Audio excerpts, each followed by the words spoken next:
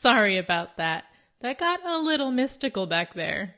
Let's return to the Arthurian cycle. While our noble Knights of the Round Table prepare the castle to defend against the evil HIV wizard, Lady Guinevere, with the help of the princesses, go to the neighboring village to bring the children and townsfolk back to the castle for safety.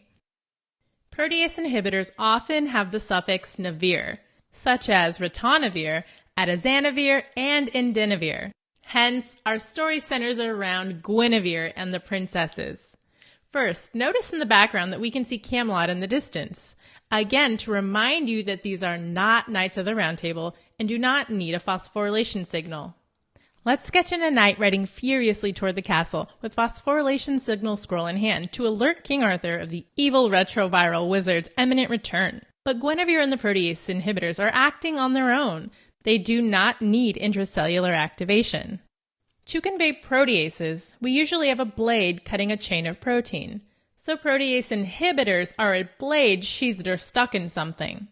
And in this case, we have that classic scene of the sword and the stone. Watch as young Galahad tries in vain to pull the sword from its resting place. This is exactly what the protease inhibitors prevent.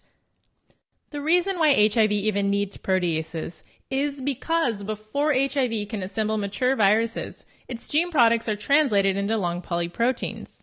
Then HIV proteases must cleave these precursor molecules in order to form the mature virion. Think of young Galahad as too young to pull out the blade. He remains immature, blocked by the protease. The HIV Pol gene encodes HIV enzymes including reverse transcriptases and proteases. To help you remember that the HIV Pol gene codes for HIV proteases, we're going to feature Paul, the village blacksmith, crafting some protease blades. It's these protease blades that Guinevere and the protease inhibitors block. If an exam question involves developing resistance to protease inhibitor drugs, the answer will involve HIV modifying its Pol gene. Pol gene mutations lead to our blacksmith forging some HIV protease variants that are resistant to standard protease inhibitors. So protease inhibitors are never used as monotherapy, as viral resistance to the entire class can form quickly. Let's go over some important metabolic side effects of protease inhibitors. These agents can cause hyperglycemia due to insulin resistance, which may lead to diabetes eventually. To show this, we have Guinevere luring the village children towards her so she can get them to safety. Notice that she's holding up a jar of candy. This is our recurring sketchy symbol for insulin resistance in diabetes. And she's elevating it in order to convey elevated blood sugar levels. Protease inhibitors can also cause dyslipidemias, so she's elevating an enticing stick of butter as well to represent elevated blood triglycerides and LDLs. Protease inhibitors can also cause lipodystrophy. This involves increased fat deposition in the back and abdomen and decreased adipose tissue on the face and extremities. So let's sketch in Guinevere's trusty steed beside her, our recurring symbol for lipodystrophy, whose gracefully thin legs are about to collapse under its more central adiposity. A couple more side effects to mention.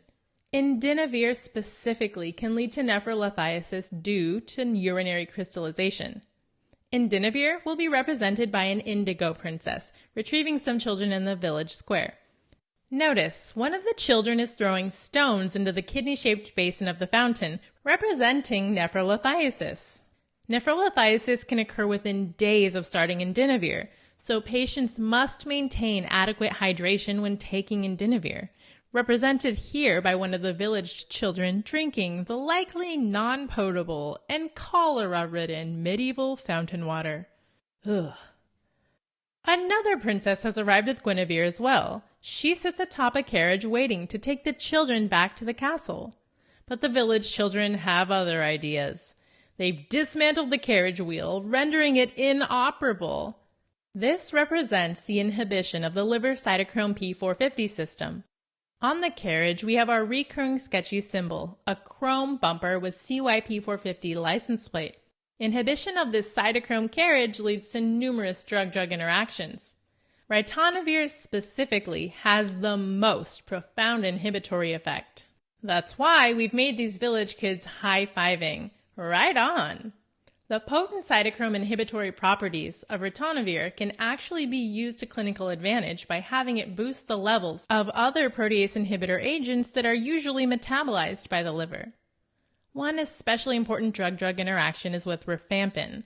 Remember from our tuberculosis therapy sketch that our rifle-wielding sharpshooter rifampin is a potent inducer of cytochrome P450 metabolism. This decreases serum protease inhibitor levels. As a result, rifampin can be replaced with rifabutin, a less potent CYP450 inducer. To highlight this contraindication of rifampin use with protease inhibitors, one of the evil wizard's henchmen has already arrived, his CYP450 cytochrome carriage speeding into view as the princess runs for her life, rushing the children to safety. Notice his crossbow looks like the rifampin rifle. All right, it's that time again. Let's sum up the scene. On an exam, you can identify many of the protease inhibitors by the navir suffix. So this scene features Guinevere and the princesses. Protease inhibitors are antiretroviral agents that work by inhibiting HIV's ability to cleave polyprotein precursors necessary to assemble mature viruses. Think of that protease sword inhibited by the stone. Proteases are coded by the HIV Pol gene, represented by our Smithy Pol. Mutations in this gene can lead to resistance. Important side effects to keep in mind with protease inhibitors are metabolic and include the insulin resistance and dyslipidemias on the raised platter, as well as the lipodystrophy depicted by Guinevere's noble steed. Ritonavir is often associated with CYP450 inhibition, so we've included the inhibited chrome carriage. And watch out for that rifampin rifle, which can accelerate the liver metabolism of the protease inhibitors. All right, on to our final scene, where the HIV invasion of Camelot has already begun.